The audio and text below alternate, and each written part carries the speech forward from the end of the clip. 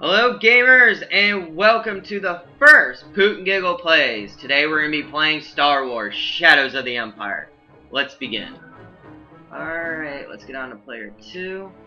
Oh man, I can't tell you how much the nostalgia factor is hitting me.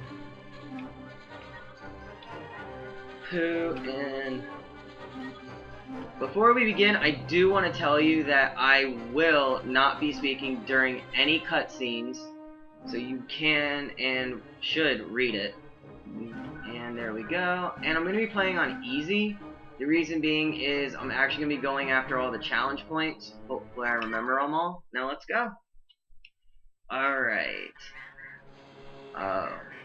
What's actually really cool about this stage in particularly is this was the first time in a video game that actually gave you the chance to make you just feel like you're just flying around in the Battle of Hoth. Of course, Atari, Sega Genesis, and all the other ones, they did have Star Wars games. Actually, thinking about it, I don't know if Sega Genesis really did.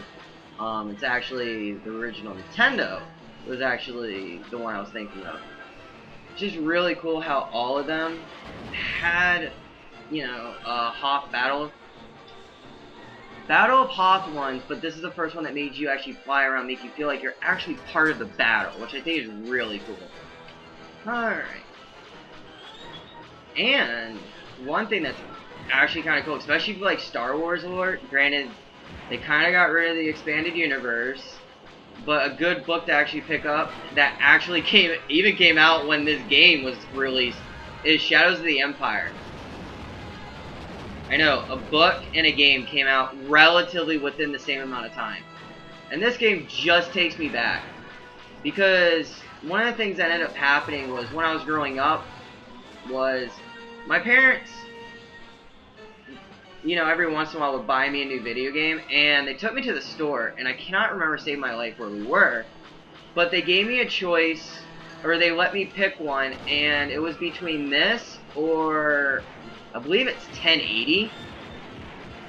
And trying to pick one, I am so happy I picked this.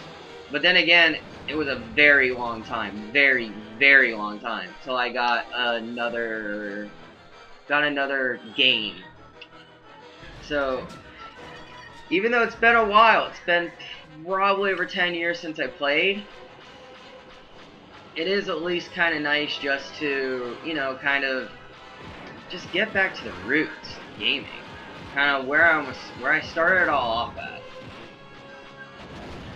But definitely is a little weird just to be playing with one joystick, not having two. So, okay. Yep, please don't fire at me. Oh, and feel free to leave comments or questions in the comments section. I do answer them, I'm not gonna lie. I try to be as active as I can. I will do my best to get back to you in a timely fashion. Because definitely this is my first one, and there's definitely always room for improvement. And definitely tell them, you know, maybe give me an idea for maybe a second one to do, or what you guys think, maybe things I could change for later ones. Alright, now we're coming up on the Big Jemima. Now, another reason I decided to start with this one. Now, if you did see, I did have a second one that I got in.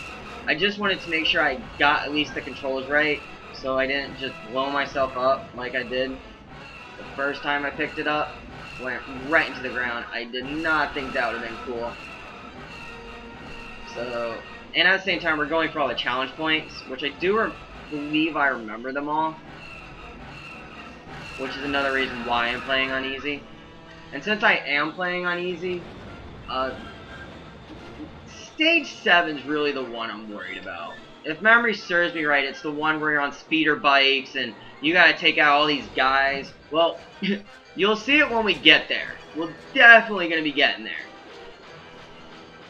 But from what I remember, and most people I talk to who even know about the game, they pretty much have all told me that trying to get all the challenge points in one go and completing the stage is very difficult.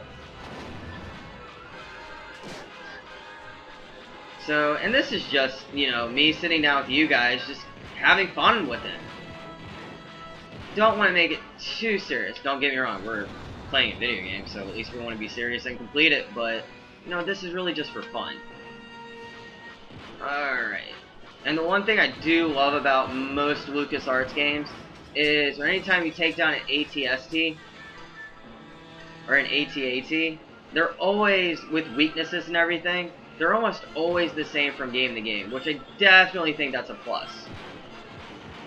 Especially if you played the new Battlefront, definitely the weaknesses are the same. Alright. Okay.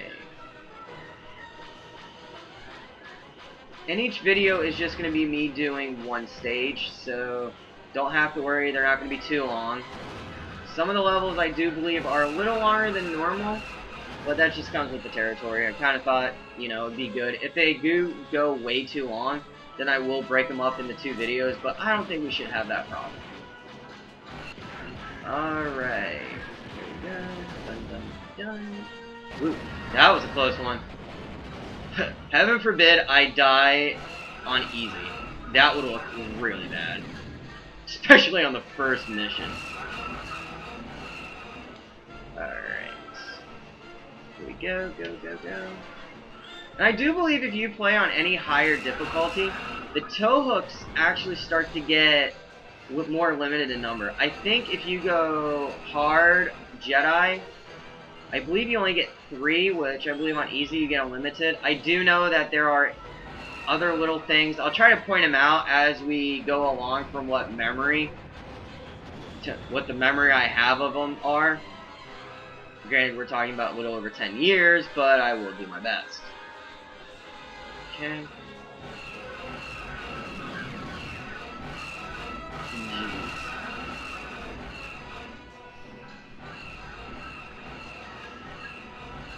Alright, a couple more passes and the stage will be done. Be moving on to the next one. Don't want to be a little too far. Okay, come on, come on. Here we go, here we go! Jeez, think they take enough.